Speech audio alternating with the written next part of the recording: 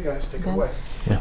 Let's pick up where we're talking. You have example after example of no structure to what the bonds are. It is so arbitrary. Yes. Yes. That's what it sounds like you're frustrated over. And that's what it is, because you know, it's not me coming in and saying that the magistrates are they're doing a poor job or they're doing a bad job, but I don't think there's a lot of structure in what they are supposed to be setting these bonds. Like you said, it's arbitrary, and when you have a bond for an offense that you deem as might be a minor offense, and it's the same bond that's set for somebody shooting a police officer, how is that even feasible? How do you even wrap your hands around that? Not just in this profession, but as a community, how do you wrap your hands around something like that? So as an example of that, the guy that is accused of, did he even discharge the firearm in the Comedy Zone the other night, or just wave the gun? He discharged the firearm. And his was $50,000 bond, right? Yes, yes. And that's the same bond as attempted murder. One of the attempted murder charges on the officer that was shot in the leg, the charge of attempted murder, the bond was set at $50,000. And to me, there's no balance, right? So when we look at something like that, and when we see our officers that are doing this fantastic work to make these arrests and take the people off the street, and they constantly see this happening over and over again. How many times do you see us arrest a murder suspect and you look at their charges and they might be out on a violent crime while they commit this homicide, or that you look at the revolving door that they've been going through, and what are you really doing to keep our citizens safe? We owe it to our citizens that we don't let these violent criminals prey on our community. I got to talk to a lot of police officers, men and women out there doing the work, boots on the street. There's a frustration level. Yes. They will say to me, so I feel like they are expressing it to their chief. How does it impact morale? Yeah. When your officers are arresting people and they see them right back out. You know what? They don't need to express it to me, because I see it too, and I'm one of them. And so when you look at that, and I sit every morning and we go over our crime reports and we go over the good work that is being done every single day that you never hear about, because our officers are doing what they're supposed to do and they're doing it safely. And then when you hear that we put hours of work into locating a violent criminal, only to find out that that criminal was given an unsecured bond or just was released right back into our community, then yeah, morale. What do we, as an officer, you're feeling like, what am I doing this for? Why is all of this effort going into it? And let me say this: it's not always the case, because I will say on the same end that I get disappointed with bonds, there are some times that I'm surprised by how high the bonds are. Like what? Well, you can get a case where someone was just a simple assault, or an assault that you really didn't inflict serious injury, and you might get a bond of some, just an example, not a true example, but you come in and you say, well, he got a $25,000 bond. And it's just, wow, that was awful. That was a lot higher than what I would have thought. So there are times when they do set bonds pretty high, and that's all fine and dandy. We like seeing that, and we like seeing accountability. But what I'm talking about are your most violent criminals that are committing violent acts to our community, and they're getting right back out. There's also a flip side of that, to where some of our low-level misdemeanor offenses, you also don't want to have someone in jail that would spend more time in jail waiting on a court date, and that would be more time than they would actually get had they been found guilty by the courts. So there's two sides to it. But I think that's where we need to really have more structure and really know what we're getting when it comes to making those arrests and those individuals getting out on pretrial.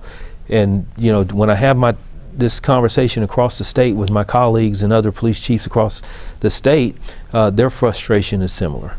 Are you tired of talking about it because you feel like you're beating the same old drum? No, actually I'm not. I think talking about it is where we need to start. I mean, these are no different than tough conversations we had when we talked about police reform and how do we change how we do policing and approach to policing. So these are conversations that are starting.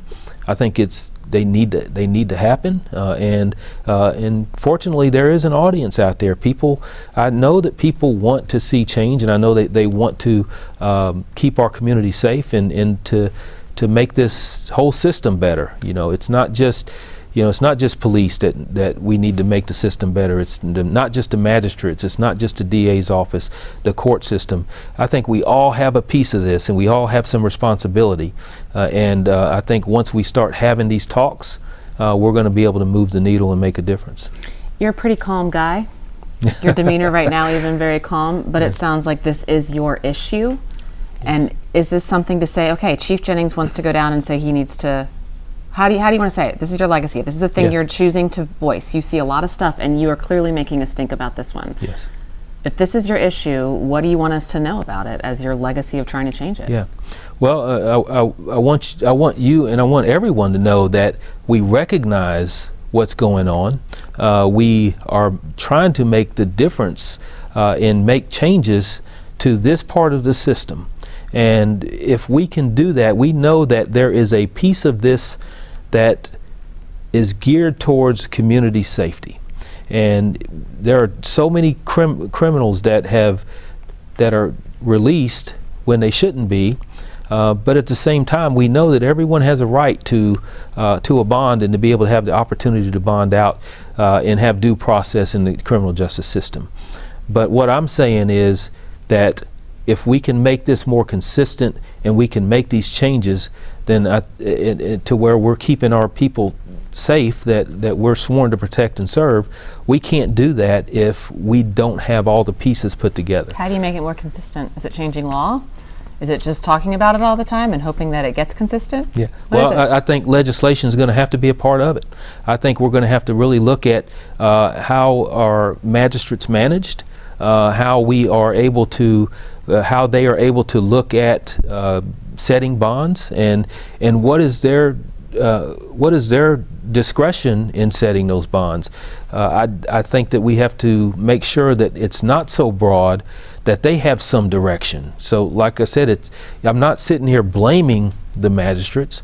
I'm just saying the system needs to help them and to be able to set those guidelines, that maybe set them a little bit better. I know they have guidelines they look at, but when you start seeing the bonds so out there, so much differentiation between bonds, then it kind of tells me that maybe the guidelines aren't tightened enough. So call to action for someone watching this saying, I hear you, I agree with you, Chief.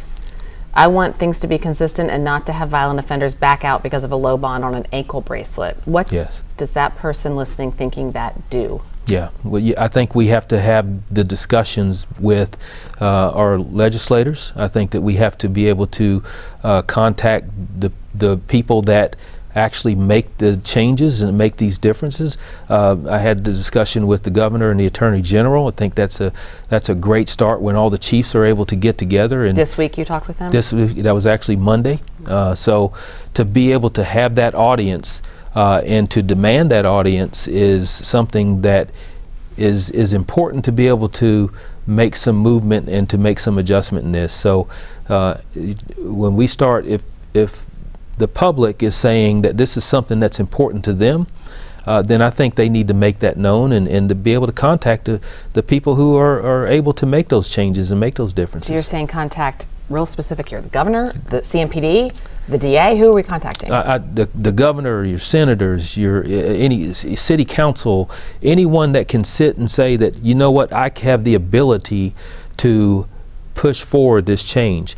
Contact the police, to contact us in the police department, so that we can help facilitate some of these conversations, because what we're able to do is, when I do have these conversations with the governor or the attorney general and or even politicians, that I'm able to say, this is the feedback that I'm getting from the community. And if someone has a personal story to let you know. Yes, absolutely. I think there are probably thousands of personal stories out there, and I think they need to be heard, and I think that we need to really push forward and say that, hey, we have to do something so that we're not continuing. We have to keep the right people in jail, or we have to keep the right people at a level of bond that they are not simply turning this into a revolving door and going back out in the streets and committing the same acts that they were arrested for in the first place. Not a new problem.